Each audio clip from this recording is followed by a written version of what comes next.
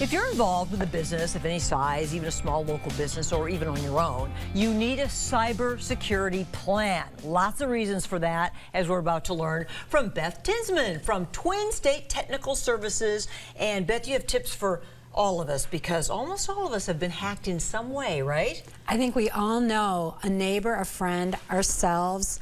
I think everybody's been exposed to this, and in fact, they think that about 60% of us have been a victim of some kind of cyber attack or crime at this point in our society. Like a compromised credit card or something? You mean that? Compromised credit card. It could be that you're getting messages on your phone from someone you don't know, telling you messages that aren't really true about your life, or that they're watching you.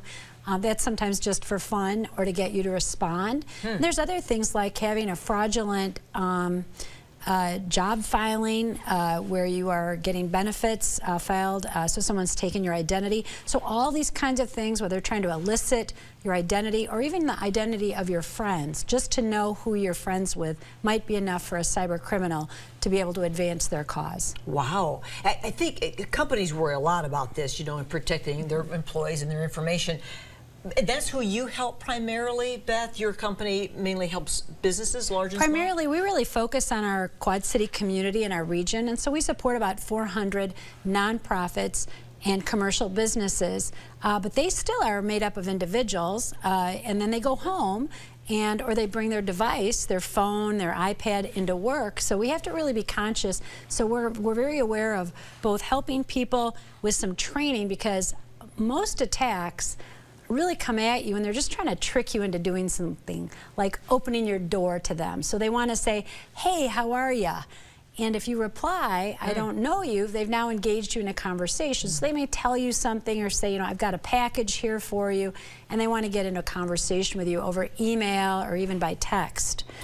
So they're trying to get your attention. Where are we most vulnerable with that? Is it through our phones or? Really in both places. There's two ways of being vulnerable. One is using something that's out of date. So a good way to come at you is through you not keeping your systems up to date, your Windows. It's very easy in whatever software you use, whether it's your phone or a computer, to just do an update to the system. These are easy to Google, and you can even type in update in one of the little menu bars and things will start to automatically update.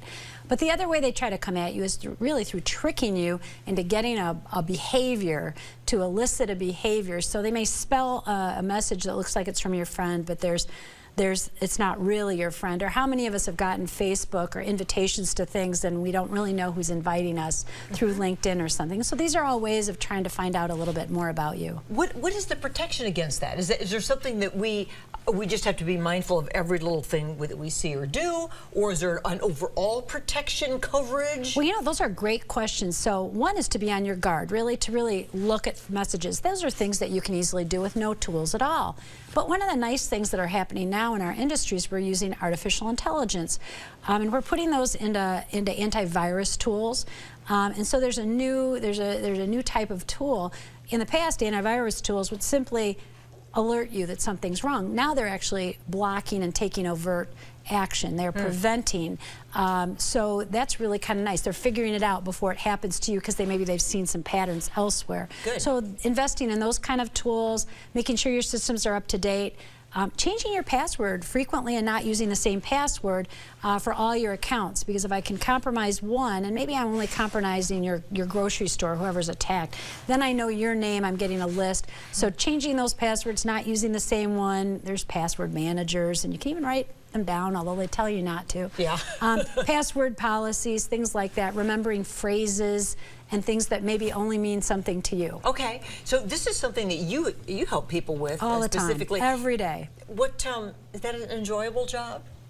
I mean, everyone that works at Twin State likes to help people. It's really a servant model of leadership. It is, where isn't we it? can provide service to others, and that really fulfills our role in the community and also in our profession. So most of us like defeating the bad guys, truly, but we also like helping people in our community, and people use computers effectively and safely. So I'd say for all our staff, we do really stand ready to do those things. Yeah, because this stuff is here to stay, and then there'll always be people trying to scam us. I mean, that's just That's the world, right? It's the world. It's the world. It's old as the centuries. Yes, so we have to try to outsmart it. I know you guys keep up with that. A place called Twin State. I saw you've been in business for, what, 25 years? Yes, we're Good for so you. lucky. We just celebrated our 20, or we're about to celebrate, or I'm the first employee, so I celebrated my 25th Well, anniversary. good for you. We just had a Wow, couple Beth. others, yeah. Well, it was really great to have you come in with these wonderful tips and this resource that we can check out now, which is Twin State Technical Services right here in the Quad Cities with its silver anniversary. Yay. Beth, thank you for everything you do. That's